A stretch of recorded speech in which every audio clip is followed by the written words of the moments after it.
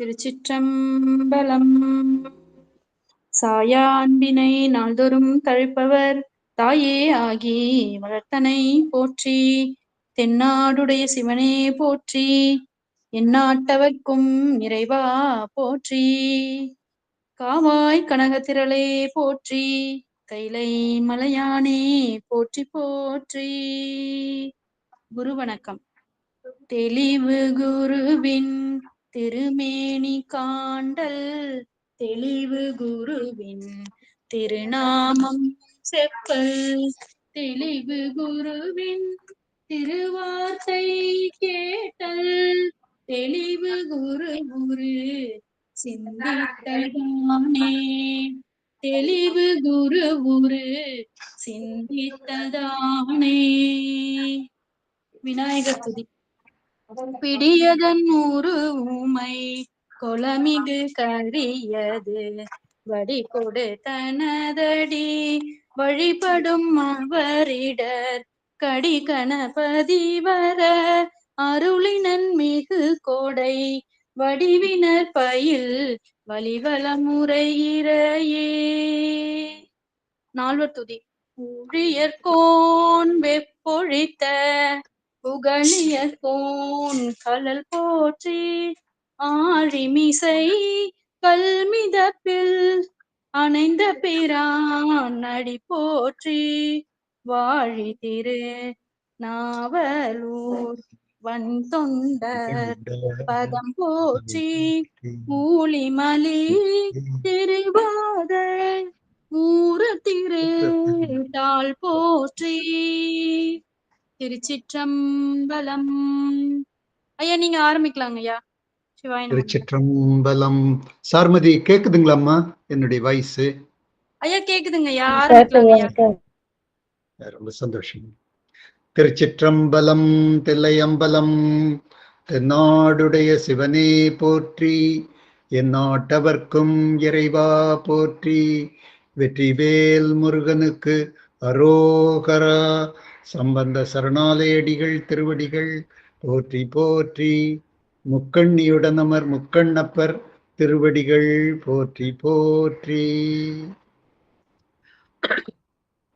அன்பிற்கினிய அடியார் பெருமக்கள் அனைவருக்கும் இந்த புனிதமான காலை நேரத்திலே என்னுடைய பணிவார்ந்த வணக்கங்களை சமர்ப்பித்துக் கொள்ளுவதிலே அளவற்ற ஆனந்தம் கொள்ளுகின்றேன். இந்த கந்தர் கலிவெண்பாவை பற்றி பேசுவதற்கு இறைவனுடைய திருப்பெரும் கருணையினாலே நமக்கெல்லாம் அரும் பெரும் வாய்ப்பு வந்து அமைந்தது. 3 மாதங்கள் அல்லது 4 மாதங்களுக்கு முன்பு தொடங்க பெற்ற இந்த புனித வேள்வி பணி இன்றோடு நிறைவு செய்வதற்காக நாம் இங்கு இணையத்திலே இணைந்து கூடியிருக்கின்றோம். நாம் எல்லாம் செய்த ஒரு பெரும் பாக்கியத்தினுடைய விளைவினாலே தான் இந்த மாதிரியான ஆன்மீக சொற்பொழிவுகள், ஆன்மீக சிந்தனைகள் அவைகளையெல்லாம் கேட்பதற்கும், பண்பாடு இல்லாத நம்முடைய மனம் பண்பாடு பெறுவதற்கும், பண்பட்டு உயர்ந்து இருப்பதற்கும் ஒரு அருமையான சந்தர்ப்பங்கள் நமக்கு வந்து அமைந்திருக்கின்றன. இது நாம் செய்த புண்ணியம், நம்முடைய பெரியோர்கள் செய்த தவ பயனின் காரணமாக இந்த மாதிரியான புனித வேளைகளில் அருமையான சிந்தனைகளை எல்லாம் நெஞ்சிலே நினைவுபடுத்துவதற்கு நமக்கு பெருமானுடைய கருணை அருள் பாலித்திருக்கின்றது என்பதை நம்ம திண்ணமாகவும் திடமாகவும் நம்ம இதை கருத்தில் கொள்ள வேண்டும். சாதாரணமா எத்தனையோ மக்கள் இருக்கிறாங்க சமூகத்துல, அவர்களுக்கெல்லாம் கிடைக்காத ஒரு பாக்கியம் நமக்கு அமைந்திருக்கின்றது என்று நம்ம எண்ணி பெருமைப்பட வேண்டும் என்று கூறிக்கொண்டு இந்த கந்தர் கலிவெண்பாவிலே குமரகுருபரராகிய சின்ன குழந்தை அது சீர்வாய் கொண்டு சீரலையில தன்னுடைய முதல் வாய திறந்திருக்கின்றது, முதல் சொல்ல உதிர்த்திருக்கின்றது என்கின்ற வரலாற்றிலே நம்ம தொடங்கணும். ரொம்ப மிகவும் ஆச்சரியப்படக்கூடிய செய்தி. ஒரு அரும்பெரும் இலக்கியத்தை அந்த சின்ன குழந்தை வாயிலாக முருகப்பெருமான், இதெல்லாம் பெருமானுடைய கருணை. திருவாசகத்தை முற்று பெற செய்த மாணிக்க வாசக பெருமான் அந்த திருவாசகத்தை முற்று பெற்று பெருமானுடைய காலடியில கொண்டு போய் அதை சமர்ப்பித்து நிற்கின்ற பொழுது அந்தணர்கள் எல்லாம் மாணிக்க வாசகரை பார்த்து இதற்கு பொருள் என்ன நீங்கள் கூற வேண்டும் என்று மாணிக்க வாசகரை கேட்ட பொழுது பெருமானே பொருள் என்று அவர் சொன்னதாக வரலாறு கூறுகின்றது. எல்லாமே அதே மாதிரி தான். சின்ன குழந்தையாக இருந்த குமரகுருபரர் முருகப்பெருமானுடைய அருமைகளையும் பெருமைகளையும் பண்பு நலன்களையும் குணநலன்களையும் எல்லாம் கூறி நம்மெல்லாம் முருகப்பெருமானுடைய சேவடிய பின்பற்ற வேண்டும், தொடர வேண்டும் என்கின்ற சீரிய கருத்துக்களை எல்லாம் முன்வைக்கின்ற ஒரு பாக்கியத்தை இறைவன் தான் அருளி இருக்கின்றார் என்பதில் எந்த விதமான ஐயப்பாடும் இல்லை என்பதை தெரிவித்து கந்தர் கலிவெண்பாவிலே முருகப்பெருமானுடைய அருமைகள் என்று ஆரம்பித்து பல்வேறு தலைப்புகளிலே நம்ம இந்த கந்தர் கலிவெண்பா அமைந்து 19வது பகுதியாக முருகனிடம் பக்தர்களாகிய நாம் வேண்டுவது என்னென்ன என்கின்றதை இறுதி தலைப்பாக கந்தர் கலிவெண்பாவிலே குமரகுருபரர் பதிவு செய்து காட்டியிருக்கின்றார். அதைத்தான் இன்றைய பாட வேளையிலே இந்த புனிதமான இந்த நல்ல நேரத்திலே நம்ம சிந்திப்பதற்கு 1 மணி நேரம் நாம் எல்லாம் அந்த கந்தர் கலிவெண்பாவினுடைய பாக்களினுடைய அரும்பெரும் கருத்துக்களோடு இணைந்து இருப்பதற்கு ஒரு பெருவாய்ப்பு நமக்கு அமைந்திருக்கின்றது. முருகப்பெருமான் 6 திருப்பதிகம் கண்டவர், 6 எழுத்து அன்பினுடன் இருப்பவர், கூறும் அவர் சிந்தை குடிகொண்டோனாக விளங்குகின்றார். எல்லாரும் முருகப்பெருமானை உணர முடியாது. அந்த உள்ளத்திலே உள்ள பண்பாடு வேண்டும். அதற்குத்தான் எத்தனையோ பயிற்சிகளை எல்லாம் நாம் கற்றுக்கொண்டு வந்திருக்கின்றோம். ஆகம பயிற்சிகள், மனப்பயிற்சிகள், இவைகளை எல்லாம் கற்றுக்கொண்டு வந்திருக்கின்றோம்.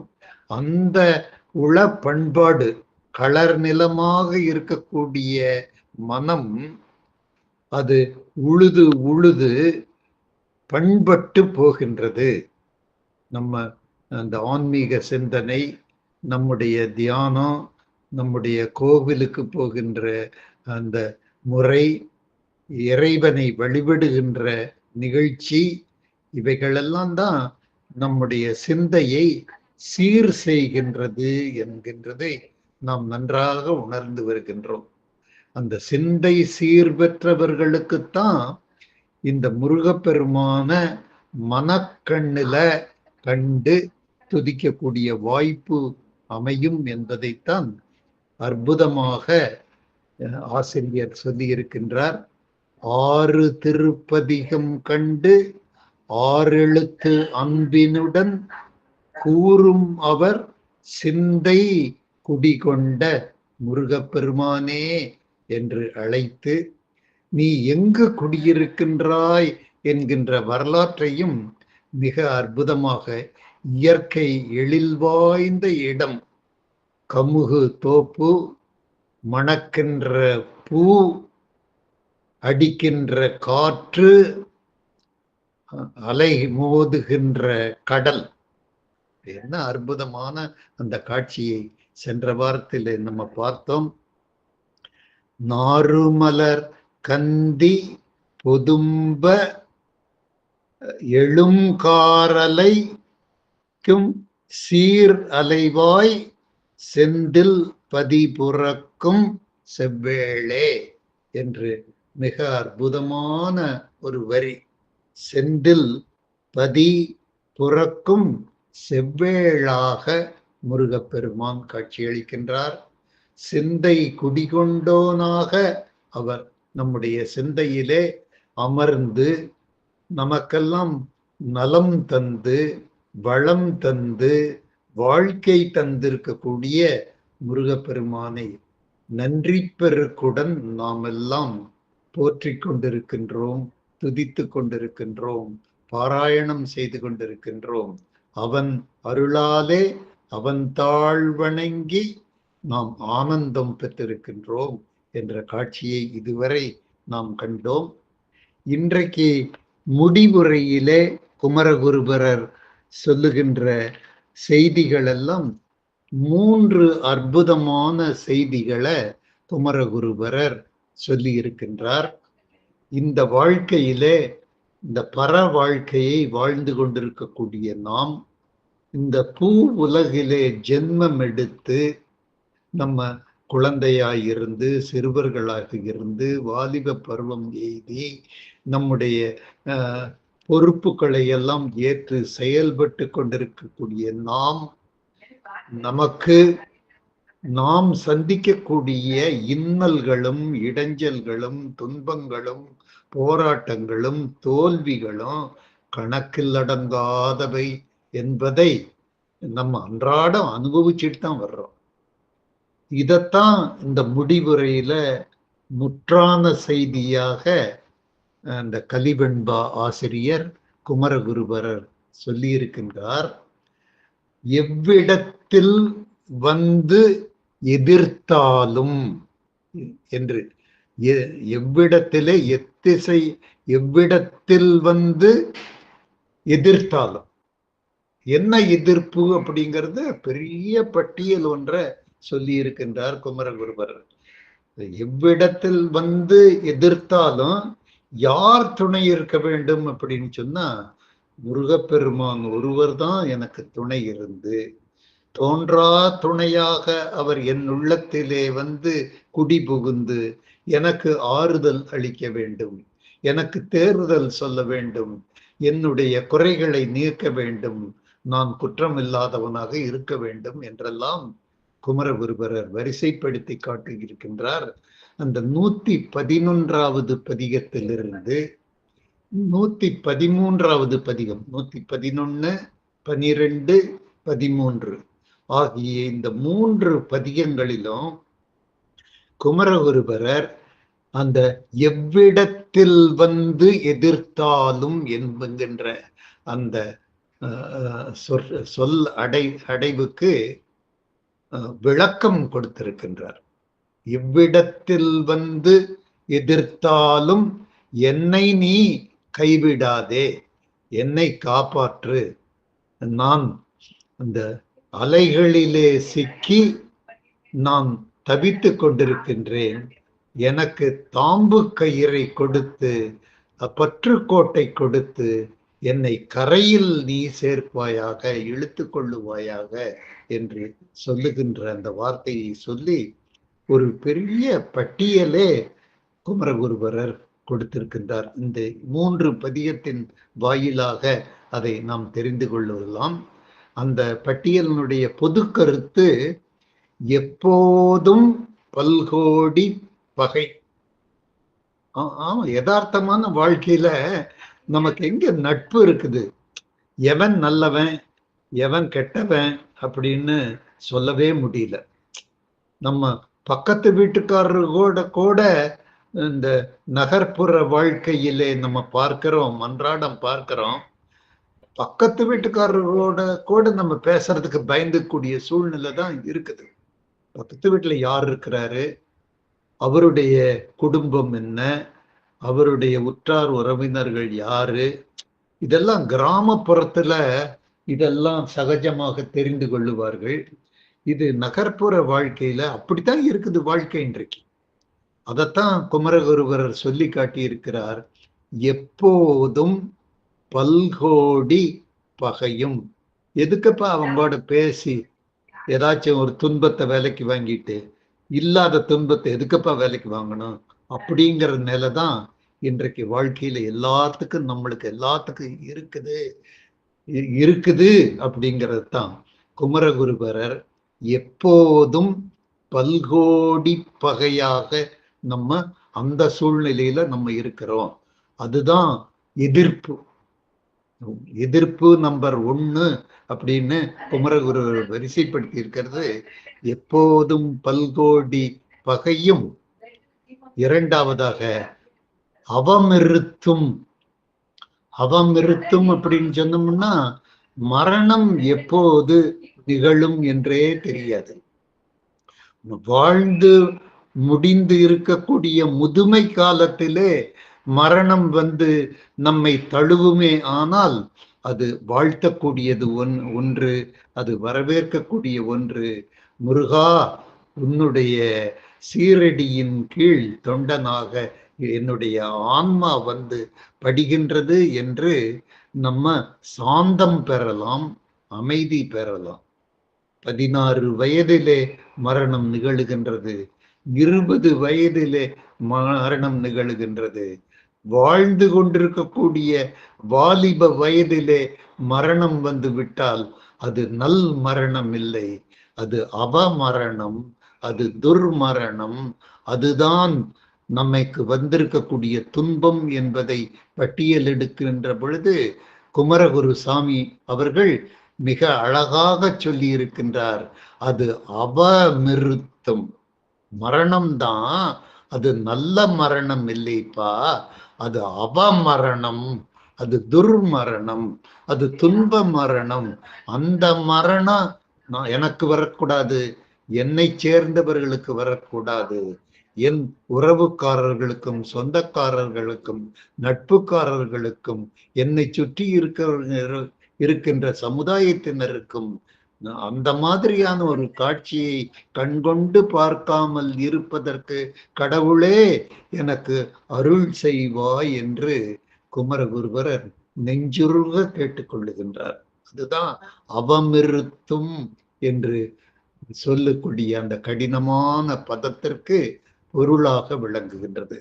அவமரணம் ஏற்படக்கூடாது, அகால மரணம் ஏற்படுத்தக்கூடாது என்று சொல்லி தொடர்ந்து சொல்லுகின்ற பொழுது பல்கோடி விக்கனம்.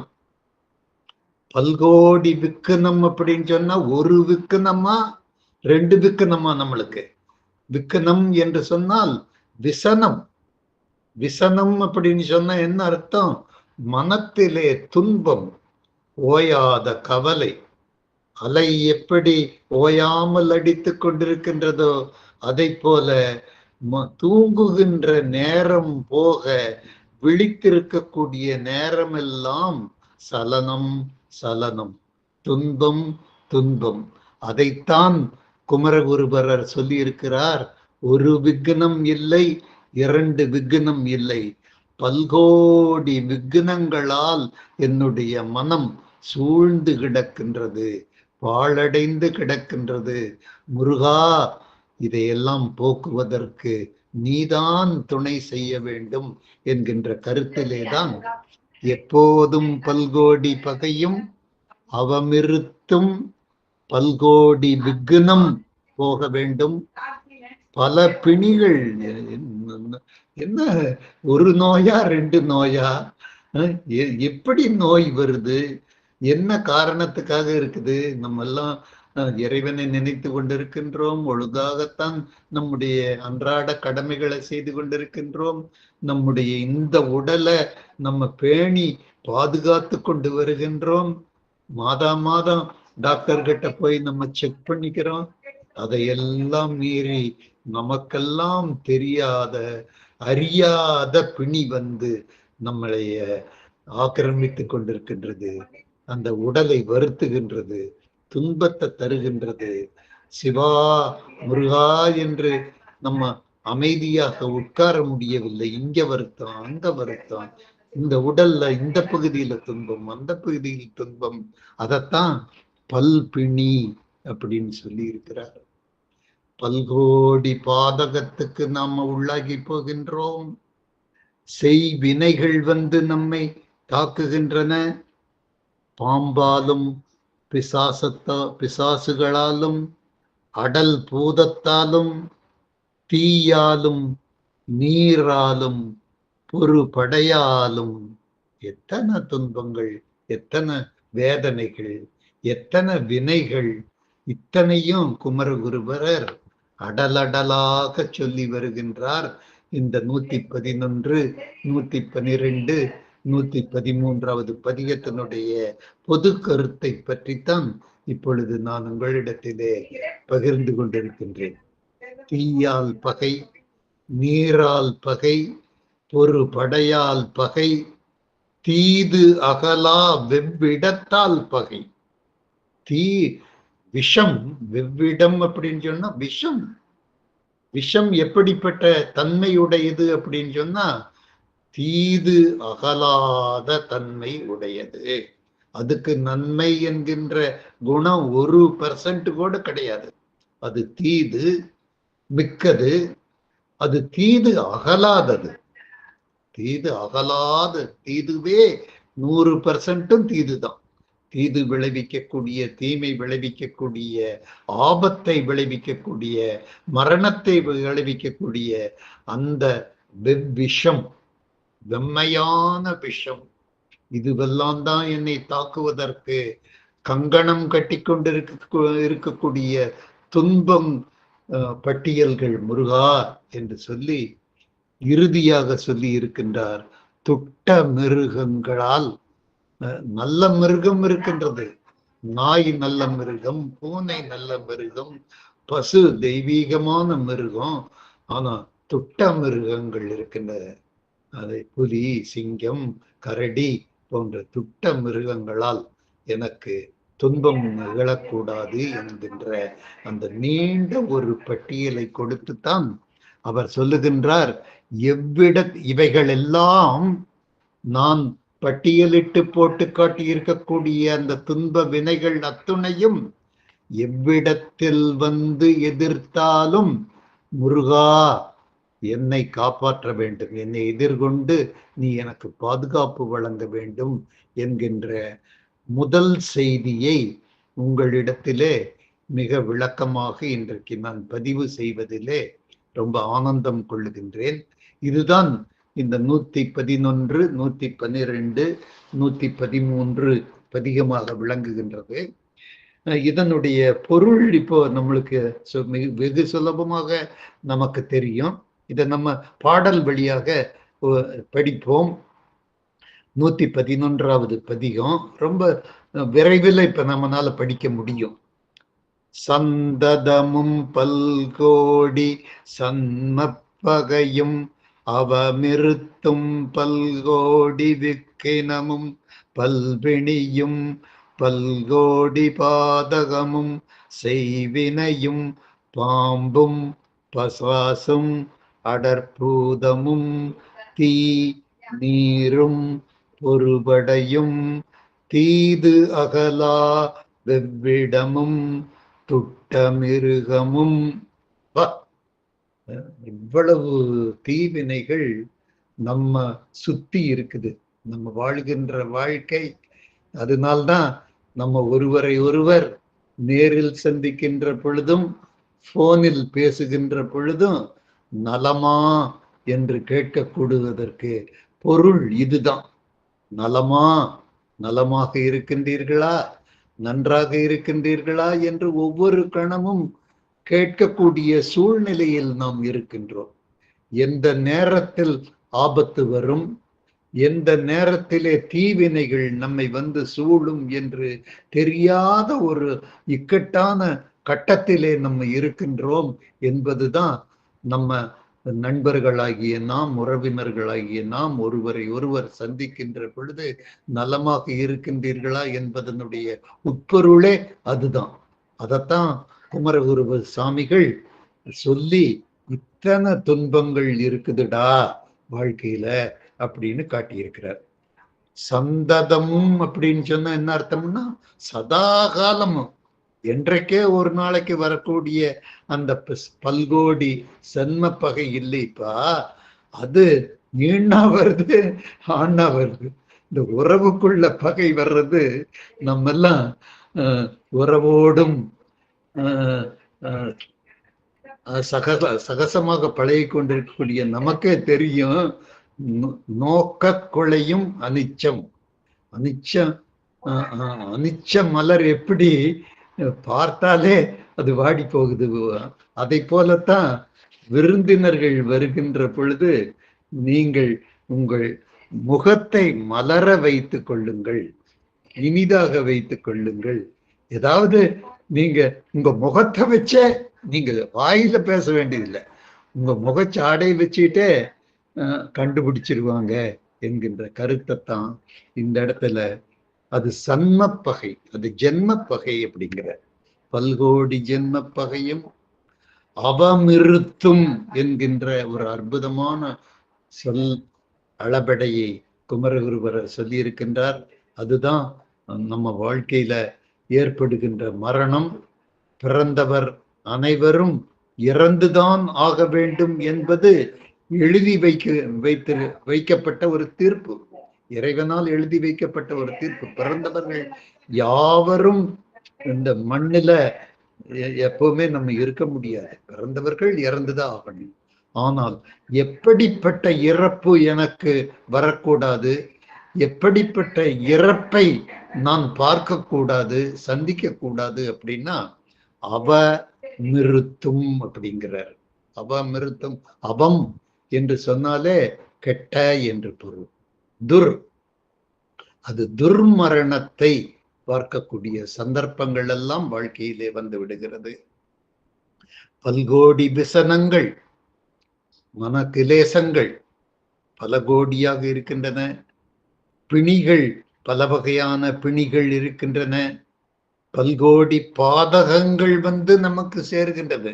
நான் நல்லதை நினைக்கின்றேன், நல்லதே பேசுகின்றேன், நல்லதே செய்கின்றேன் என்று நாம் இருந்தாலும் நமக்கு பாதகம் செய்கின்றவர்கள் பல பேர்கள் இருக்கிறார்கள். நமக்கு செய்வினைகள் செய்கின்றவர்கள் இருக்கின்றார்கள். துன்பம், துன்பத்திற்கிடையே தான் நம்ம இருக்கிறோம். துன்பம் செய்கின்ற மக்களிடையே தான் இருக்கிறோம். யார் நல்லவர்கள் யார் கெட்டவர்கள் என்று தெரியவில்லையே. பாதகமும் செய்வினையும் பாம்பும் பிசாசும் அடற்பூதமும் தீயும் நீரும் பொறுபடையும் தீதகலா வெவ்விடமும். இதுதான் தீது. இந்த விஷத்துக்கு மிக அற்புதமான ஒரு அடைமொழி கொடுத்திருக்கின்றார். அது தீது மிகுந்தது, அதனுடைய தீது அகலாத இயல்புடையது, அது வெம்மையானது என்கின்ற அந்த குணங்களை எல்லாம் அந்த விஷத்திற்கு கொடுத்து, தீதகலா வெவ்விடமும் வெவ்விடமும் துட்ட மிருகமும் முதலான எவையும் எவ்விடம் வந்து எம்மை எதிர்த்தாலும், முருகா நீ தான் எனக்கு என்னை காப்பாற்றணும், எனக்கு துணை இருக்கணும், எவ்விடம் வந்து எம்மை எதிர்த்தாலும் என்று சொல்லி முடித்திருக்கின்றார் குமரகுருபரர். இதுதான் இன்றைக்கு நாம் நம்முடைய சிந்தையிலே பதிவு செய்து கொள்ளக்கூடிய முதல் செய்தியாக ஆன்மீக பெருமக்களாகிய உங்களுக்கு நான் பதிவு செய்ய வேண்டிய முதல் கருத்தாக இருக்கின்றது. எவ்விடம் வந்து எம்மை எதிர்த்தாலும் இந்த தீவினைகளிலிருந்து என்ன காப்பாத்தப்பா அப்படின்னு மிக அழகாக குமரகுருபரர் சொல்லி காட்டி இருக்கின்றார் என்பது இன்றைய முதல் பகுதி. அடுத்ததாக 114, 15, 16 ஆகிய 3 பாக்களிலும் 3 கன்னிகளிலும் குமரகுருபரர் எத்திசையும் நீ எதிர் தோன்ற வேண்டும் முருகா என்கின்ற ஒரு வேண்டுகோளை, ஒரு கோரிக்கையை முருகன் முன்பு, முருகப்பெருமான் முன்பு பணிவன்புடன் சமர்ப்பித்துக் கொள்ளுகின்றார். முருகா, அன்றாடம் தினந்தோறும் உன்னை பூசனை செய்கின்றேன், வாசனை மலர்கள் கொண்டு வந்திருக்கின்றேன், வழிபடுகின்றேன். அதனுடைய நோக்கம் எல்லாம் ஒன்றே ஒன்றுதான், எத்திசையும் நீ எதிரே தோன்ற வேண்டும். ஆபத்து நாலா பக்கத்திலும் இருந்து எனக்கு வந்துட்டு இருக்குது. 4 திசையிலிருந்தும், கிழக்கென்றும் மேற்கென்றும் வடக்கென்றும் தெற்கென்றும் 4 திசைகளிலிருந்தும் ஆபத்துக்கள் வருகின்றன. அந்த ஆபத்துக்கள் என்ன வடிவத்திலே வருகின்றன, என்ன ரூபத்திலே வருகின்றன, எப்படி வருகின்றன, என்றைக்கு வருகின்றன, இந்த நிமிஷத்தில் நல்லா இருக்கிறேன், அடுத்த நிமிஷத்தில் நல்லா இருக்க முடியலையே என்கின்ற அந்த காரணங்களை எல்லாம் உள்வைத்து குமரகுருபரர் கோரிக்கை விடுக்கின்றார். நாமெல்லாம் குமரகுருபரோடு ஒன்றிணைந்து அந்த கோரிக்கைகளிலே இணைந்து கொள்ளுகின்றோம். அந்த 2வது கோரிக்கை, 2வது செய்தி, எத்திசையும் எதிரே தோன்ற வேண்டும் இறைவா என்பதுதான். எல்லா திசைகளும், 4 திசைகள்ல இருந்தும் ஆபத்து வரலாம். எல்லா திசைகளிலும் நீ எனக்கு காவலனாக இரு, கண்காணிப்பாளனாக இரு, காவல் கொண்டு என்னை காத்து ரட்சிக்க வேண்டும் முருகா என்பதுதான் இந்த 114, 115, 116 ஆகிய பாடல்களுடைய கருத்தாக விளங்குகின்றது. முருகப்பெருமான் எப்படி வர வேண்டும் என்று சொன்னால், பச்சை மயில் வாகனத்தோடு வர வேண்டும். முருகப்பெருமானுடைய வாகனம் மயில் வாகனம்.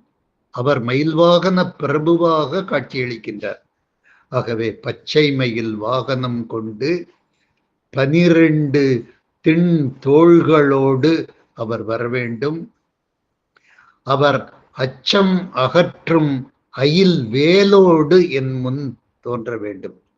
வேல் முருகா, வேல் கொண்டுதானே அவர் தீமை விளைவிக்கக்கூடிய சூரபத்மனை வதம் செய்தார். ஆகவே வேலுண்டு வினையில்லை என்கின்ற பொருளிலேதான் பக்தர்களாகிய நாம் முருகப்பெருமானை வழிபட்டு கொண்டிருக்கின்றோம். ஆகவே அச்சம் மிகுந்த வாழ்க்கையிலே நான் வாழ்ந்து கொண்டிருக்கின்றேன்.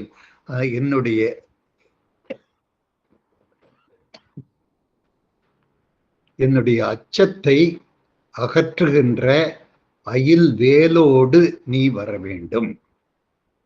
பச்சை மயில் வாகனமும் 12 திண் தோள்களும் அச்சம் அகற்றும் அயில் வேலும் கச்சை திருவரையும் சீரடியும் செங்கையும் ஈராறு அருள் விழியும் 6 முகங்களும் விரிகரணம் சிந்த புனைந்த திருமுடிகள் ஓராறும் என்று அவர் வரிசைப்படுத்தி மிக அழகாக இலக்கியப்படுத்தி பாவடிவத்திலே நாமெல்லாம் பாராயணம் செய்கின்ற முறையிலே குமரகுருபரர் தொகுத்து வழங்கி இருக்கக்கூடிய பாங்கை எண்ணி எண்ணி நாம் வியப்படைகின்றோம்.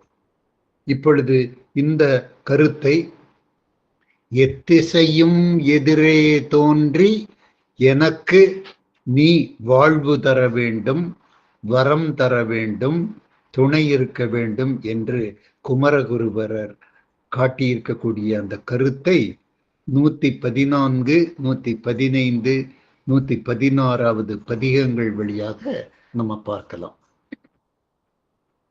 அவ்விடத்தில் பச்சை மயில் வாகனமும் 12 திண்தோளும் அச்சம் அகற்றும் அயில்வேலும் கச்சை திருவரையும் சீரடியும் செங்கையும் ஈராறு அருள் விழியும் மாமுகங்கள் 6ம் விரி கரணம் சிந்த புனைந்த திருமுடிகள் ஓராறும் எந்த திசையும் எதிர்த்தோன்ற என்ற கருத்தை பதிவாக்கி இருக்கின்றார். இந்த 116வது கண்ணியிலே வரக்கூடிய விரிகரணம் சிந்த புனைந்த திருமுடிகள் ஓராறும், திருமுடிகள் ஓராறும், 6 திருமுகம். 6 திருமுகத்துல அந்த விரிகரணம் போன்று ஒளிப்பிழம்பாக இருக்கக்கூடிய அந்த முடிக்கற்றைகள். விரிகரணம் சிந்த புனைந்த, புனைந்த அப்படின்னு சொன்னோம்னா அது மயிறு, அது தலைவிரிச்சாங்கோலமா இல்ல, அது புனையப்பட்ட முடி. புனைந்த, புனைந்த அப்படின்னு சொன்னோம்னா சிக்கெடுத்து சிங்காரம் பண்ணி சீவி முடித்திருக்கக்கூடிய அந்த முடி என்கின்றதைத்தான் விரிகரணம் சிந்த புனைந்த திருமுடிகள் ஓராறும். இவைகள் எல்லாம் என்னை காப்பாற்றுறதுக்கு வரணுமப்பா. பச்சை மயில் வாகனத்தோடு நீ வரணும். உன்னுடைய 12 தோள்களும் என்னை காப்பாற்ற வேண்டும். அச்சம் அகற்றும் அயில் வேலோடு நீ வா. கச்சை திருவரை, உன்னுடைய திருவரையில உன்னுடைய இடுப்பிலே இருக்கக்கூடிய அந்த கச்சை எனக்கு ஒரு கவசம் ஆக விளங்குகின்றது. உன்னுடைய சீரடியை நாங்கள் போற்றுகின்றோம். உன்னுடைய கமல பாதங்கள் நாங்கள் இறைஞ்சுகின்றோம். சீரடியும் செங்கையும், சிவந்த கையை உடைய முருகப்பெருமானே, ஈராறு அருள் விழியும், 12 கண்கள், 12 விழிகள், 12 அருள் தரும் விழிகளோடு ஆனந்தமாக காட்சியளிக்கக்கூடிய பெருமானே, 12 அருள் விழியும் மாமுகங்கள் 6ம், அந்த முகத்திலே வீற்றிருக்கக்கூடிய புனையப்பட்ட முடிகளோடு விளங்குகின்ற முருகப்பெருமானே, எந்த திசையும் எதிர் தோன்ற நீ என்னை காப்பாற்றி ரட்சிக்க வேண்டும் என்கின்ற அந்த 2வது செய்தி மிக அற்புதமான செய்தியாக குமரகுருபரர் வாயிலாக நாம் தெரிந்து கொள்ளுகின்றோம். அடுத்தபடியாக 117வது பகுதியிலே, பாடலிலே, எல்லாம் இடுக்கண் எல்லாம் பொடி படுத்தி எவ்வரமும் தந்து புகுந்து உல்லாசமாக உளத்து இருந்து என்று சொல்லுகின்றார். முருகப்பெருமான் எங்க இருக்கிறாருன்னா நம்முடைய உள்ளத்திற்கு அவர் குடியிருக்க வேண்டும். நம்முடைய உள்ளத்துல அவர் ஆசனம் அமைத்து அவர் இருக்க வேண்டும். அதுதான் நம்மெல்லாம் செய்திருக்கக்கூடிய பாக்கியம். நாம் இறைபணி செய்கின்றோம், ஆன்மீகத்திலே ஈடுபடுகின்றோம், சத்சங்கங்களிலே பங்கு பெறுகின்றோம். ஆன்மீக சிந்தனையே நம்முடைய தலையாய பணி என்று நம்ம இருக்கிறோம். இந்த இகபர சௌபாகியம் வேண்டும் என்று சொல்லி இந்த பர உலகத்திலே, இந்த துன்ப உலகத்திலே நாம் வாழ்ந்து கொண்டிருக்கின்றவர்கள் இறைவனை, முருகப்பெருமானை உளம் நம்முடைய உள்ளத்திலே இருக்கின்ற மாதிரி செய்கின்றோம். அவர் எப்படி இருக்கின்றார்னா உல்லாசமாக இருக்கின்றார். அவர் புகுந்து உல்லாசமாக உளத்திருந்துங்கிறார். எல்லாத்துடைய மனசுலையும் முருகப்பெருமான் இப்படி உல்லாசமா ஓய்வாக உள்ளத்தில் இருக்க முடியாது, இருக்க மாட்டார். பண்பட்ட உள்ளத்தில் தான் அவர் குடியிருப்பார் என்கின்ற செய்தியை குமரகுருபரர் இந்த 117வது பதிகத்திலே மிக அற்புதமாக சொல்லி இருக்கின்றார். என்னுடைய இடுக்கண் எல்லாம் பொடிபடுத்துகின்றார், எல்லா வரத்தையும் தருகின்றார், பின்பு என்னுடைய உள்ளத்திலே உல்லாசமாக புகுந்து என்னை ஆட்கொண்டு அருள் பாலிக்கின்றார் என்கின்ற நம்முடைய உள்ளத்தில் குடியிருக்கக்கூடிய அந்த அற்புதமான செய்தி தான் இந்த 117வது பாடலினுடைய சிறப்பாக அமைகின்றது. எங்கோ இருக்கக்கூடிய முருகப்பெருமான் நம்முடைய உள்ளத்திலே உல்லாசமாக குடியிருக்கக்கூடிய அரும் சந்தர்ப்பம், பெரும் சந்தர்ப்பம் நம்முடைய வாழ்க்கையிலே ஏற்பட்டிருக்கின்றது. அது பெரும் பாக்கியம். இதை நாம் இறுதி மூச்சு இருக்கின்ற வரைக்கும், நாம் இறக்கின்ற வரைக்கும் நம்ம தக்க வைத்து கொள்ள வேண்டும். அப்படி தக்க வைத்து கொண்டால் இந்த உடல் நலிந்து, உடல் மெலிந்து, உடல் மரணம் எய்கின்ற காலத்துல இந்த ஆன்மாவானது அந்த பழக்க தோஷத்துல இறைவனோடவே ஐக்கியமாகும். ஏன் அப்படின்னு சொன்னோம்னா, அந்த ஆன்மா இறைவனோட சேர்றது புதுசு இல்லை. இந்த பூலோக வாழ்க்கையிலேயே முருகப்பெருமான் நம்முடைய உடலிலே குடியிருக்கின்றார். அந்த உடலிலே குடியிருக்கின்றவர், உள்ளத்திலே குடியிருக்கின்றவர். நம்ம இந்த உடல் நீங்கி ஆன்மாவாக விளங்குகின்ற அந்த காலத்திலும் இறைவனோடு ஐக்கியமாகக்கூடிய அரும் பெரும் சந்தர்ப்பம் நமக்கு அமையும் என்கின்ற செய்தியெல்லாம் உள்ளடக்கி இருக்கக்கூடிய பாடல்தான் இந்த பாடல். எல்லாம் பொடிபடுத்தி எவ்வரமும் தந்து புகுந்து உல்லாசமாக உளத்திருந்து என்கின்ற அந்த பாடல், அந்த வரி, அந்த செய்யுள் மிக அற்புதமாக இருக்கின்றது.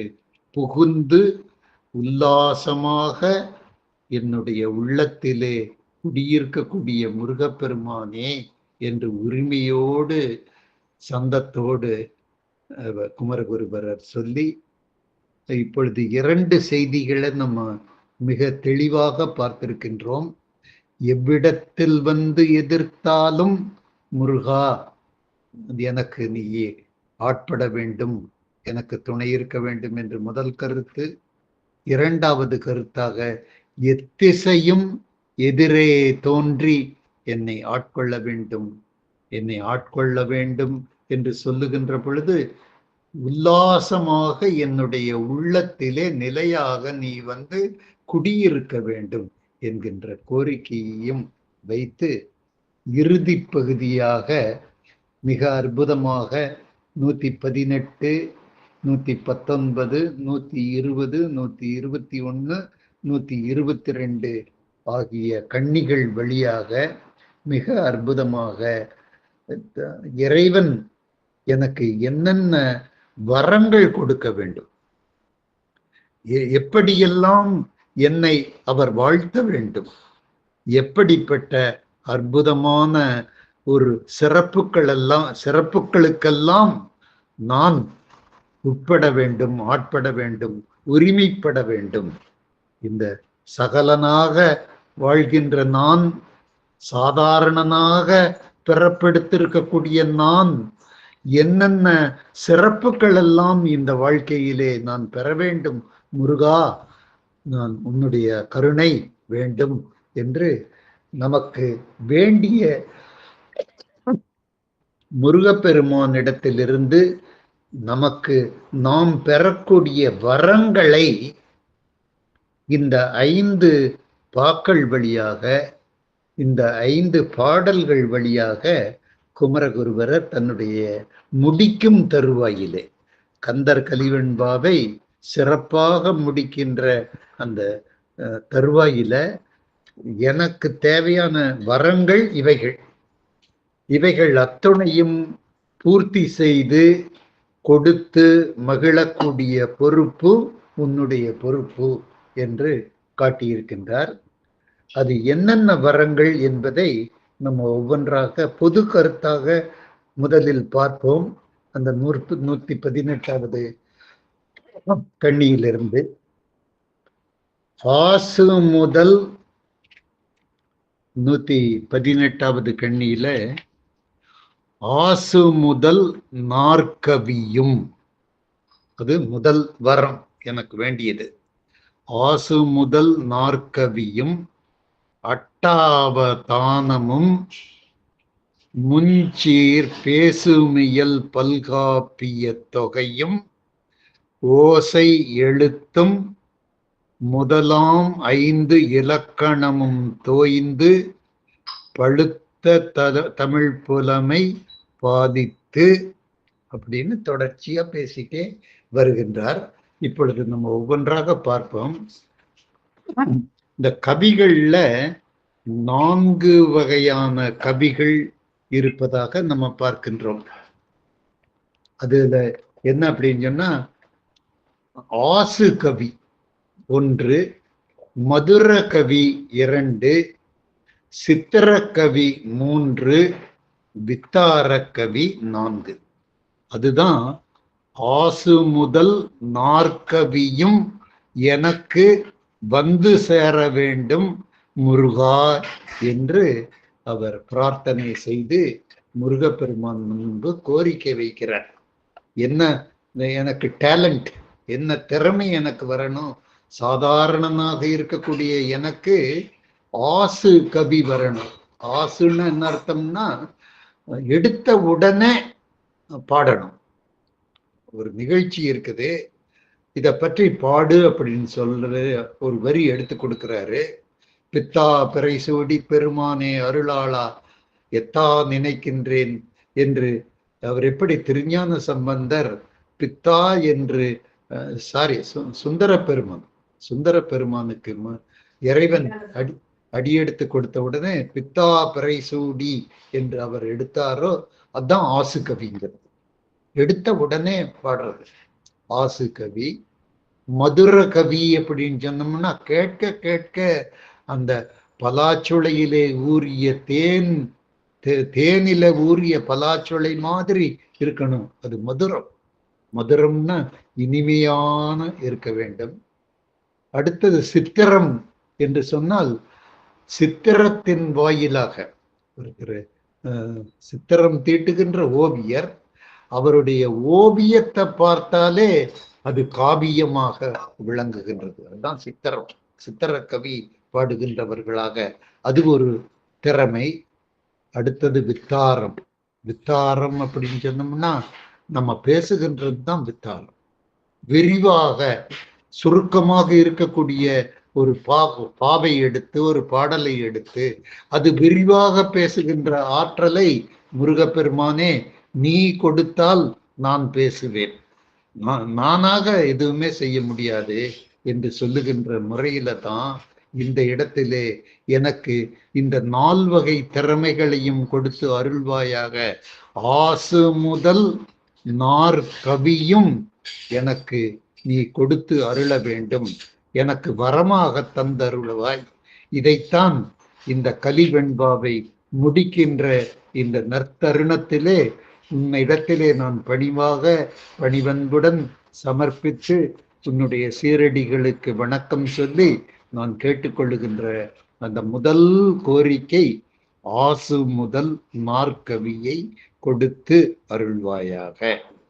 அடுத்ததாக அட்டாவதானத்தை எனக்கு கொடுக்க வேண்டும். அட்டாவதானம் அப்படின்னு சொன்னா என்ன அர்த்தம்? அந்த ஒரு காரியத்தை ஒரு நேரத்துல செய்யறதுக்கே நம்மனால எல்லாம் முடியாம திண்டாடி போயிடுறோம், அதை மறந்துடுறோம், அல்லது சோம்பேறித்தனம் வந்துருது, நம்ம செய்யாம விட்டுறோம். செய்வனவற்றை செய்யாமல் விடுகின்ற பொழுது வருகின்ற பெரும் தீங்கை, அந்த விளைவை எல்லாம் நம்ம சந்தித்து வேதனைப்படுகின்றோம். ஆனால் முருகப்பெருமானிடத்திலே இந்த நூலாசிரியர் கந்தர் கலிவெண்பாவை பாடுகின்ற அந்த ஆசிரியர் கேட்கின்றார், எனக்கு 8 திறமைகளும் ஒட்டாக வந்து சேர வேண்டும், ஒற்றுமையாக வந்து சேர வேண்டும், 8 காரியங்களை ஒரே சமயத்திலே முடிக்கின்ற திறமை எனக்கு வந்து சேர வேண்டும் என்கின்ற அந்த நோக்கோடத்தான் அட்டாவதானம். அட்டாவதானம் செய்கின்ற அந்த பெருமக்கள் பெருங்கவிஞர்களை எல்லாம் என்றாவது ஒரு நாள் நம்முடைய வாழ்க்கையிலே சந்திக்கக்கூடிய சந்தர்ப்பம் நமக்கு ஏற்படுகின்றது. அவர் அட்டாவதானி என்று சிறப்பு பெற்று விளங்குகின்றார்.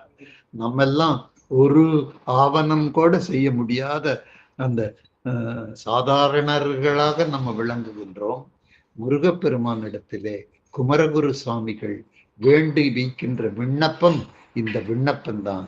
8 வகையான செயல்களையும் ஒட்டுமொத்தமாக செய்கின்ற அந்த திறமை, சாதனை எனக்கு விளைய வேண்டும் என்று கேட்டுக்கொள்கிறார். ஆசு முதல் மார்க்கவியும் அட்டாவதானமும் சீர் பேசுமியல் பல் காப்பிய தொகையும் தமிழ் வரம்பெற்ற மொழியாக விளங்குகின்றது. தமிழர்களாகிய நாம் பெருமைப்படக்கூடிய வகையிலே ஐம்பெரும் காப்பியங்கள் சீவாக சிந்தாமணியாகவும் மணிமேகலையாகவும் சிலப்பதிகாரமாகவும் கம்பராமாயணமாகவும் பெரிய புராணமாகவும் நம்முடைய கண்முன் காட்சி அளிக்கின்றன. அந்த காப்பியங்களிலெல்லாம் நான் பேசுமியல் பெற வேண்டும். அவைகளுடைய பெருமைகளை நாம் தெரிந்து கொள்ள வேண்டும். நான் கற்றறிவில்லாத மூடனாக இந்த வாழ்க்கையிலே இருக்கக்கூடாது. முருகா, இந்த மாதிரியான காப்பியங்களை எல்லாம் தொகுத்து தொகுத்து பார்க்கக்கூடிய பண்பு நலன் எனக்கு வேண்டும். பேசுகின்ற இயல்பு வர வேண்டும். அதனுடைய பொருள் முறைகளை நான் தெரிந்து கொள்ள வேண்டும். சீர் பேசும் இயல் பல்காப்பிய தொகை. பல்காப்பியங்கள் இருக்கின்றன, அவைகள் தொகையாக இருக்கின்றன. அவைகளை பற்றி பேசும் இயல்பு எனக்கு வர வேண்டும். சாதாரணமாக பேசுகின்ற இயல்பு பத்தாதப்பா, எனக்கு சீர்மையுடன் நான் பேச வேண்டும், நான் சிறப்பாக பேச வேண்டும் என்று கோரிக்கை விடுத்து மூன்றாவது கோரிக்கையை சொல்லி இருக்கின்றார். தொடர்ந்து அவர் பேசுகின்ற பொழுது 119வது பதியத்திற்கு நாம் வருகின்றோம். ஓசை எழுத்து முதலாம் 5 இலக்கணமும் தோய்ந்து நான் இருக்க வேண்டும் அப்படின்னு சொல்கின்றார். அந்த 5 இலக்கணம் என்னன்னா, எழுத்து வேண்டும், சொல் வேண்டும், பொருள் வேண்டும், யாப்பு வேண்டும், அணி வேண்டும். இந்த 5 இலக்கணங்களுக்கு நான் உட்பட்டு எழுத வேண்டும், பேச வேண்டும், செய்திகளை தொகுத்து கூற வேண்டும். அதற்கு உன் கருணை வேண்டும் என்று கேட்கின்றார்.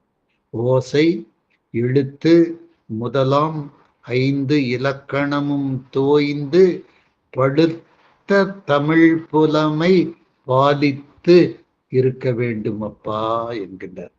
பழுத்த தமிழ் புலமை, தமிழனாக பிறந்தது ஒரு வரம். தமிழ் பேசவும் எழுதவும் கற்கவும் எனக்கு வாய்ப்பு கொடுத்தது பெருவரம். ஏதோ ஒரு மொழி பேசி ஏதோ ஒரு மொழியிலே நான் சிறப்பு பெறாமல் தமிழனாக பிறந்து தமிழ் மொழியிலே வல்லுநனாக திகழக்கூடிய ஒரு வாய்ப்பு முருகப்பெருமானுடைய கருணையான தமிழ் கடவுளுடைய கருணையினாலே, தமிழ் கடவுளான முருகப்பெருமானுடைய கருணையினாலே கிடைச்சது. எனக்கு என்ன வேண்டும் என்றால், தோய்ந்த பழுத்த தமிழ் புலமை பாலித்து எனக்கு கொடுப்பா அப்படின்னு கேட்கிறார்.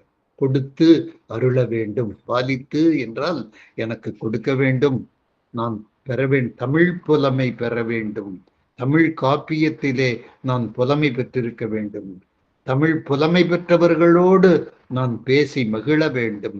அந்த மாதிரியான பாக்கியத்தை எல்லாம் எனக்கு கொடுத்து அருள்வாய் என்று இந்த 2 பாக்கள் வழியாக சொல்லி இருக்கின்றார். ஆசு முதல் நாற்கவியும் அட்டாவதானமும் மூச்சீர் பேசுமியல் பல்காப்பிய தொகையும் ஓசை எழுத்து முதலாம் 5 இலக்கணமும் தோய்ந்து பழுத்த தமிழ் புலமை பாலித்து ஒழுக்கமுடன் இம்மை பிறப்பில் இருவாதனை அகற்றி. நான் எப்படி இருக்க வேண்டும்னா, வாழ்க்கையில பிறந்தவர்கள் இறந்துதான் ஆக வேண்டும், ஆனால் ஒழுக்க சீலர்களாக வாழ வேண்டும், உண்மைவாதிகளாக வாழ வேண்டும், நேர்மை குணமுடையவர்களாக இருக்க வேண்டும், நெஞ்சை நிமிர்த்தி நிற்கின்ற பாணி எனக்கு வேண்டும் என்கின்ற கருத்தை எல்லாம் உள்ளடக்கித்தான் குமரகுருவர் ஒரே ஒரு சொல் மூலமாக ஒழுக்கம் எனக்கு வேண்டும், சொல்லொழுக்கம் வேண்டும், நடத்தை ஒழுக்கம் வேண்டும், பேச்சு ஒழுக்கம் வேண்டும், பண்பாடு எனக்கு வேண்டும் என்று ஒழுக்கம் வேண்டும். இந்த பிறவியிலே நான் பெற்றிருக்க வேண்டும். இருவாதனை, பிறப்பிலும் வாதனை, இறப்பிலும் வாதனை, இளமையிலும் வாதனை, முதுமையிலும் வாதனை. வாதனையோடு வாழுகின்றேன். அதைத்தான் இரு வாதனை என்று சொல்லுகின்றார். பிறந்தவுடனே வாதனை தோன்றுகிறது. அது எப்பொழுது முற்று பெறுகிறதுன்னா இறக்கின்ற தருவாய் வரைக்கும் வாதனை வாதனை, வேதனை வேதனை. எப்ப பார்த்தாலும் நமக்கு பிரச்சனை பிரச்சனை. அதைத்தான் குமரகுருபரர் சொல்லி காட்டி இருக்கின்றார். பிறப்பில் இரு வாதனை அகற்றி, உம்மை பெருமலங்கள் அகற்றி மோசித்து அப்படின்னு சொன்னா அறவே எனக்கு இருக்கக்கூடாது. எது இருக்கக்கூடாது? எனக்கு ஆணவம் இருக்கக்கூடாது, கன்மம் இருக்கக்கூடாது, மாயை. இதுதான் 3 மலங்கள் என்று சித்தாந்தத்திலே வகைப்படுத்தி பெரியவர்கள் எல்லாம் சொல்லி அறிவுறுத்தி காட்டியிருக்கின்றார்கள். அன்றாடம் முருகா நான் பயிற்சி பெற்று வருகின்றேன். எனக்கு ஆணவம் வேண்டாம். நான் படிமானம் உள்ளவனாக இருக்க வேண்டும், பண்பட்டவனாக இருக்க வேண்டும். முருகப்பெருமானுடைய கருணையை அடிவட்டி இருக்கின்ற பொழுது ஆணவம், நான் தான் பெரியவன் என்கின்ற அந்த ஜம்பம் என்னிடத்திலிருந்து போக வேண்டும். ஆணவம் கன்மத்திலிருந்து நான் விடுபட வேண்டும். அது இப்ப செய்யற கருமமா, முன்னாடி நான் செய்த கருமமா, இப்போ இனிமேல் செய்யக்கூடிய கருமமா எனக்கு தெரியாது. எந்த கருமமா இருந்தாலும் அந்த கருமத்திலிருந்து நான் வெளியே வரணுமப்பா என்று சொல்லி, ஆணவம், கன்மம், மாயை எல்லாமே மாயை. மாயையான உலகத்துல எதுவுமே நிஜமில்லாத வாழ்க்கை என்று உணரணும். இன்றைக்கு இருக்கின்றவர்கள் நாளைக்கு இருக்க போறது இல்லை என்கின்ற உண்மையை அன்றாடம் நினைவு கொள்ள வேண்டும். உலகே மாயம், வாழ்வே மாயம் என்று தெரிந்து கொள்ள வேண்டும்.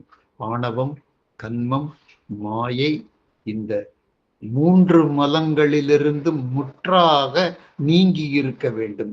மோசித்து, மோசித்து என்று சொன்னால் நீக்கம் பெற வேண்டும் என்று கூறி 120வது பதிகத்தில் தம்மை விடுத்து ஆயும் பழைய அடியாருடன் கூட்டி, என்னோட விருப்பமே நான் தானா தனியா நான் இருக்கிற மாதிரி என்னை இருக்க செஞ்சு விடாதே முருகா. சத்சங்கத்தோடு நான் இணைந்திருக்க வேண்டும். 4 நல்ல மனிதர்களோடு நான் இருக்க வேண்டும். அதுதான் நம்முடைய கோரிக்கை. அதற்காகத்தான் நாம் முயற்சி செய்து கொண்டே இருக்கின்றோம். அதற்காகத்தான் இந்த மாதிரியான ஒரு அமைப்பை நாம் அம்மா அவர்கள் நமக்கு ஏற்படுத்தி கொடுத்து அருமையாக, சீராக, செம்மையாக நாமெல்லாம் செயல்பட, நம்முடைய மனம் பண்பு அடைய அவர்கள் வழிவகுத்து கொடுத்திருக்கின்றார்கள். இதெல்லாம் நம்மளுக்கு பெருமானுடைய கருணையினாலே அமைந்திருக்கின்றது. அதைத்தான் குமரகுருபரர் கோரிக்கையாக இங்கு சொல்லுகின்றார்.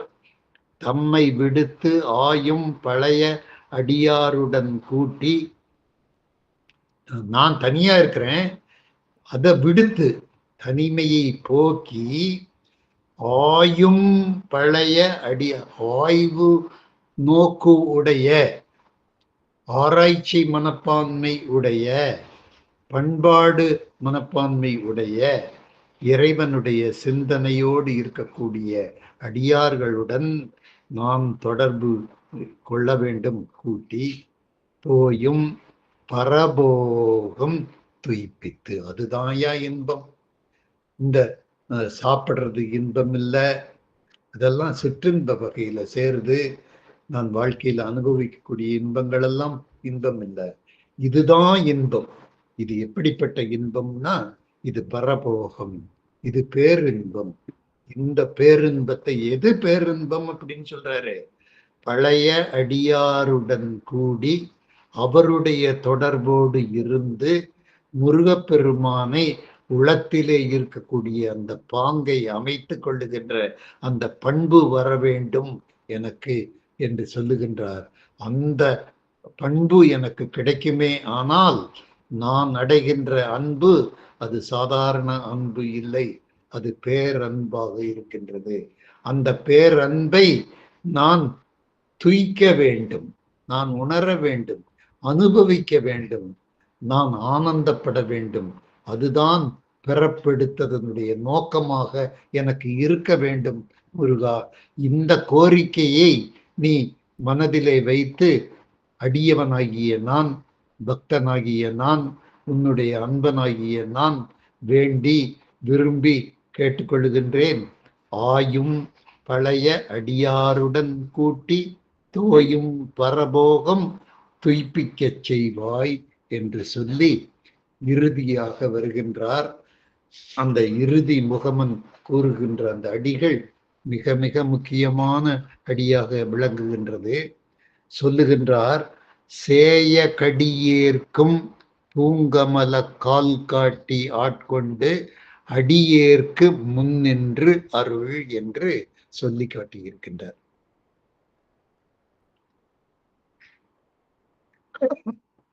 நம்ம எல்லாம் எப்படிப்பட்டவர்கள் அப்படின்னா, நம்ம எல்லாம் கடியோர்கள்.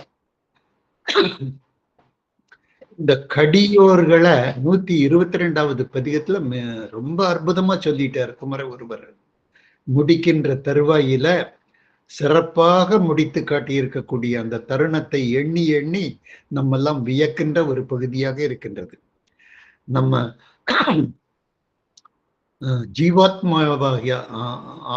ஜீவாத்மாவாக விளங்கக்கூடிய நாம் பரமாத்மாவை எண்ணி அவரை அடைகின்ற குறிக்கோளுடன் இருக்கக்கூடிய நாம் நம்முடைய வாழ்க்கையிலே கடியேர்களாகத்தான் இருக்கின்றோம்.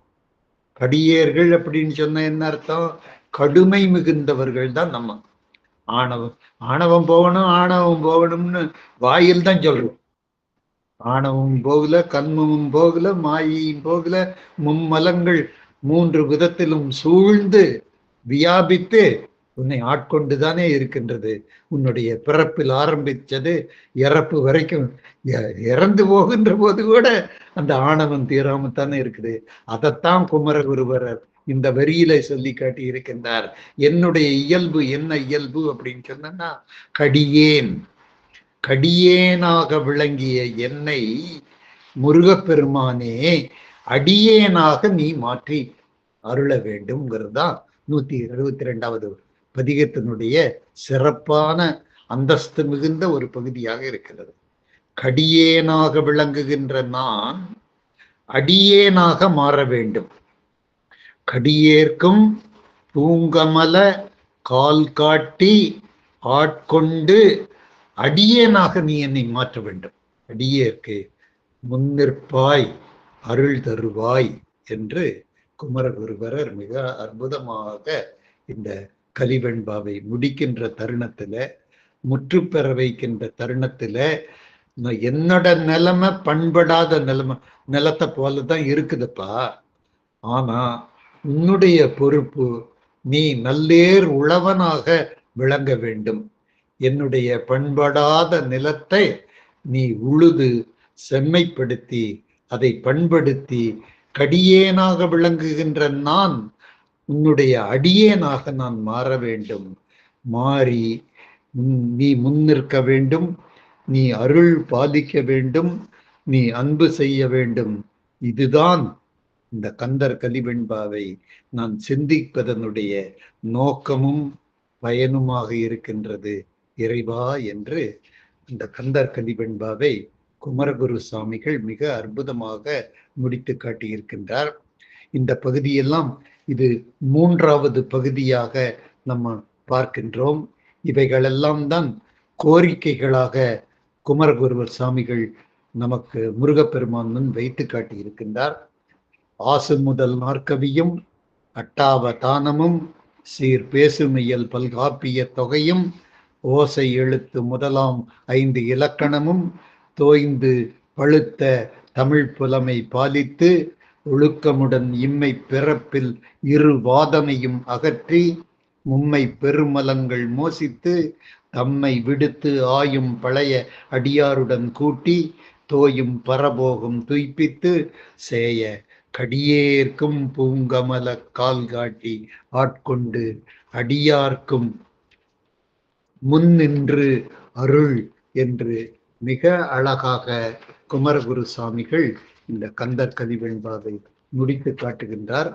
அவர் நாம் 27/2/2026 அன்று நாம் ஆரம்பித்த அந்த கந்தர் கலிவெண்பா ஒரு 3 அல்லது 3.5 மாத இடைவெளியில இன்று மிகவும் சிறப்பாக நிறைவேறி இருக்கின்றது.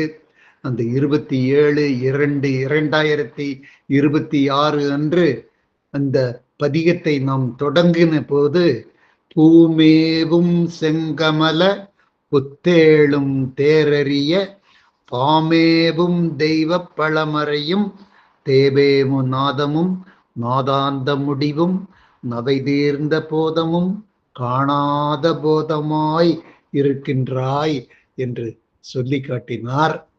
பூமேவும் செங்கமலம் யாரு கண்டறியாத அதுன்னா விஷ்ணு பெருமானால பார்க்க முடியல, நம்மை படைத்த பிரம்மனாலையும் அதை கண்டுபிடிக்க முடியல, உயிர் அறிவுனால அதை கண்டுபிடிக்க முடியல. நான் எத்தனையோ ஆராய்ச்சி பண்ணுகின்றேன், போதமாய் நீ இருக்கின்றாய், உயிர் அறிவுக்கு எட்டாதவனாக இருக்கின்றாய் என்று ஆரம்பித்த குமரகுருபரர் இறுதியாக சொல்லி காட்டியிருக்கின்றார். இன்றைக்கு அவர் சொல்லி காட்டியிருக்கின்றார், முருகா என்னை மன்னித்து விடு, என்ன சொன்னாலும் என்ன பேசினாலும் என்ன படிச்சாலும் நான் என்னுடைய நிலை நான் உங்களிடத்துல உண்மையாக சொல்லி கொள்ளுகின்றேன். நான் ஒரு கடியேன். ஆனால் இந்த கடியேனாக விளங்குகின்ற என்னை நீ அன்புள்ள அடியேனாக மாற்றக்கூடிய ஒரு பொறுப்பு உன்னுடைய பொறுப்பு. முன்னிற்பாய், அருள் தருவாய், என்னை அடியேனாக ஆட்கொள்ளுவாய், உன்னுடைய பூங்கமல காலில் காட்டுவாய், என்னை கடியேன் என்கின்ற நிலையை மாற்றுவாய், அடியேனாக நான் சிறப்பு பெற வேண்டும் என்றெல்லாம் இந்த கந்த கலிவெண்பாவிலே நம்ம குமரகுருபரர் செய்தி பகிர்ந்திருக்கின்றார். இதுதான் அவர் விடுத்திருக்கக்கூடிய 3வது செய்தி. அந்த 3வது செய்தியை நாம் இன்று சிறப்பாக பார்த்திருக்கின்றோம். இந்த கோரிக்கைகள் எல்லாம் நமக்கு முருகப்பெருமானுடைய கருணையினாலே நம்ம இந்த அடியார் கூட்டத்தோடு இருக்கக்கூடிய ஒரு பண்பாடு நமக்கு அமைய வேண்டும். இந்த வாழ்க்கையில அது ஒன்றுதான் பேரின்பம் நல்கக்கூடிய ஒரு நிகழ்வு, அனுபவம். எப்ப அப்படின்னு சொன்னோம்னா, இந்த அடியார்களோடு சேர்த்து இந்த ஆன்மீக பணுவல்களை எல்லாம் நம்ம சிறப்பாக ஓதுகின்ற பண்பாடு, அந்த ஆன்மீக பணுவல்களுடைய சிறப்புகளை எல்லாம் தெரிந்து கொள்ளக்கூடிய, விரிவுரையாக தெரிந்து கொள்ளக்கூடிய அந்த வாய்ப்புகள், அதெல்லாம் பெருமானுடைய கருணையினாலே அமைகின்ற வாய்ப்புகள் என்று உங்களுக்கு இந்த நல்ல நேரத்திலே பதிவு செய்து, இந்த கடந்த 3.5 மாதங்களாக நாமெல்லாம் ஒன்று இணைந்து இந்த கந்தர் கலிவெண்பாவை சிந்திக்கக்கூடிய ஒரு நல்ல வாய்ப்பு நமக்கு அமைந்திருக்கின்றது.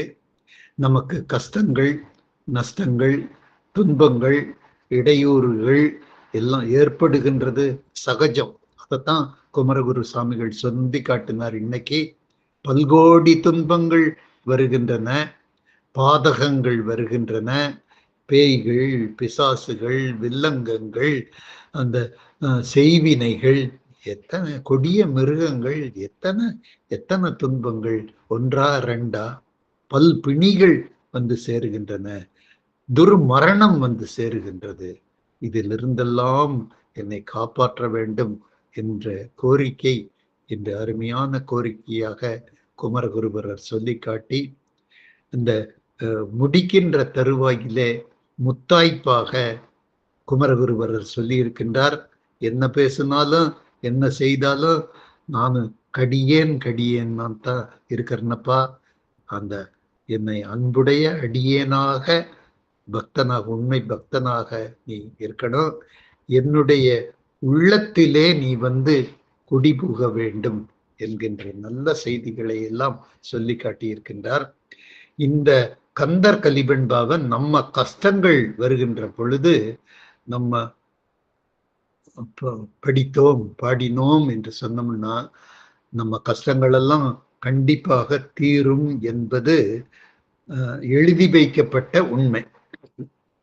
இது வெறும் நம்பிக்கை மட்டும் இல்லைங்க, அந்த 3.5 மாதத்துல உங்களோடு நான் தொடர்பு கொண்டிருந்த இந்த நல்ல தருணங்களில் எல்லாம் என்னுடைய வாழ்க்கையே நான் நினைந்து பார்க்கின்றேன், தடம் திருப்பி பார்க்கின்றேன்.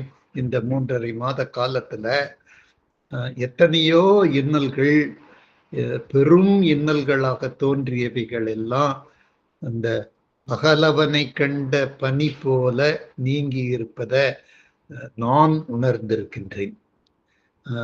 அந்த பக்குவப்பட்ட நீங்கள், நான் நேரம் உங்களை சந்திக்காமல் இருந்தாலும் இந்த இணைப்பின் வாயிலாக உங்களுடைய கருத்து கோவையெல்லாம் நான் பார்க்கின்ற பொழுது நீங்கள் எல்லாம் என்னை விட பண்பட்டவர்களாக இருக்கின்றீர்கள். சில இடங்களில் நுட்பமான செய்திகளை நான் விட்ட நேரத்தில் கூட நீங்கள் அந்த நுட்பத்தை எல்லாம் எடுத்து பிரித்து பொருள்பட சொல்லக்கூடிய அந்த பாங்கு உங்களிடத்துல இருக்கின்ற நோக்கத்தை எல்லாம் நான் உணர்ந்திருக்கின்றேன்.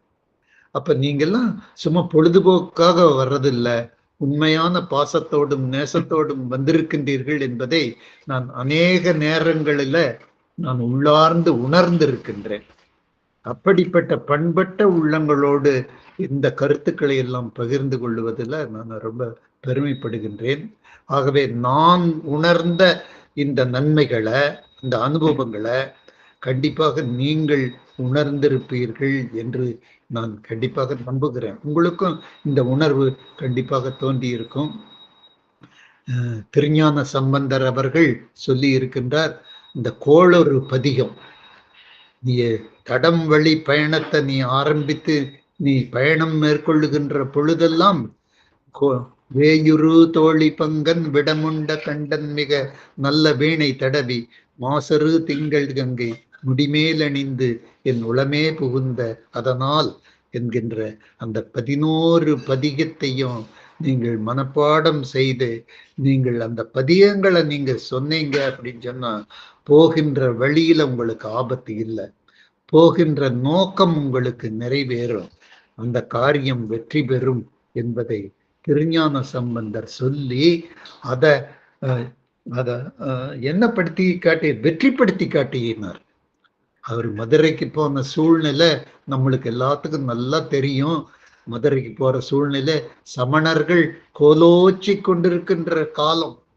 மதுரை மன்னன் கூன் பாண்டியனே சமணத்தை ஓதுகின்ற சமண முனிவர்களுடைய கைப்பாவையாக விளங்குகின்ற அந்த நேரம், அந்த நேரத்துல சைவத்தை நான் நிலைநிற்க செய்வேன் என்று சூளுரைத்து அவர் செல்லுகின்ற பொழுது உச்சரித்த பாடல்கள் தான் அந்த கோளொரு பதிகம், வேயுரு தோழி பங்கன்.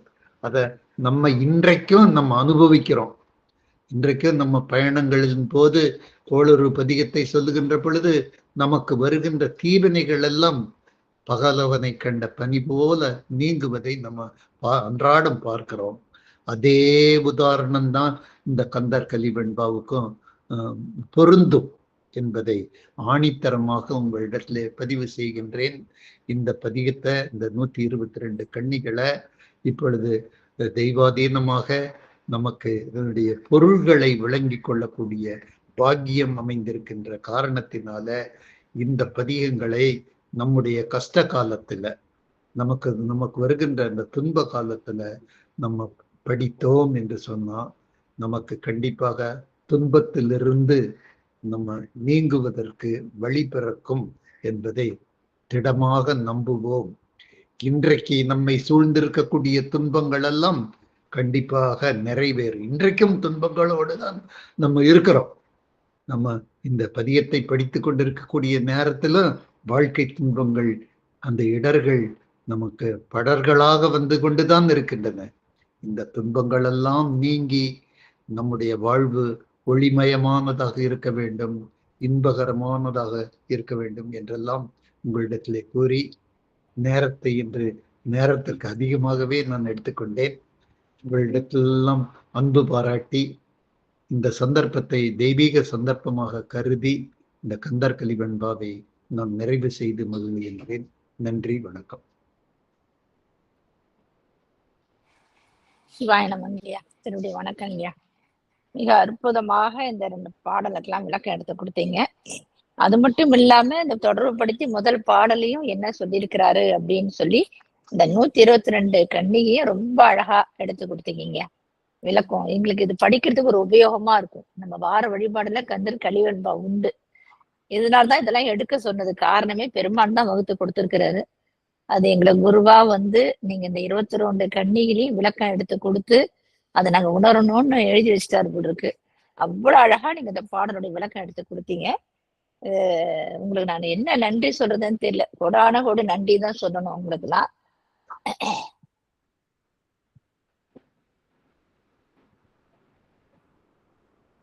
ரொம்ப அற்புதமான விளக்கம் இல்லையா?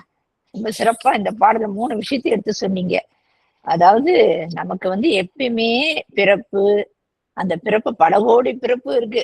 அந்த பல கோடி பிறப்புல வந்து என்னது பகையும் அகால மரணம் இடையூறு பல நோய்கள் பல கோடி பாவ செய்கை சூனியம் பாம்பு பேய்கள் கொல்லும் பூதங்கள் நெருப்பு நீரு போரில் கையாளக்கூடிய ஆயுதங்கள் இந்த மாதிரி தீமையாகாத கொடிய நஞ்சு இந்த ஒவ்வொரு பாடல் மூலியமா அழகா விளக்கம் கொடுத்து துஷ்ட விலங்குகள் முதலிய அனைத்து எந்த இடத்துல வந்து நம்ம எதிர்த்தாலும் அந்த இடத்துல பெருமானை எப்படி வருவார் அழகா மயில் வாகனத்தோட அந்த 12 தோள்களோட அச்சத்தை விளக்கு அந்த கூர்மையான வேலாயத்தோடையும் அந்த கச்செழுந்த அழகிய இடுப்போடையும் அந்த இளம் திருவடிகளோடையும் பெருமான் அழகா வந்து காட்சி கொடுத்து நமக்கு வந்து 6 திருமுகங்களாக அந்த ஒளிக்கதிர்வோடு இருக்கக்கூடிய அந்த 6 திருமுகங்களோட பெருமான் 6 திருமுடிகளையோடையும் எந்த திசையில நம்ம நோக்கிட்டு இருக்கோமோ அந்த திசையிலே வந்து நம்ம காட்சி எழுந்து நம்முடைய இடர்பாடுகள்லாம் நீக்குவாரு.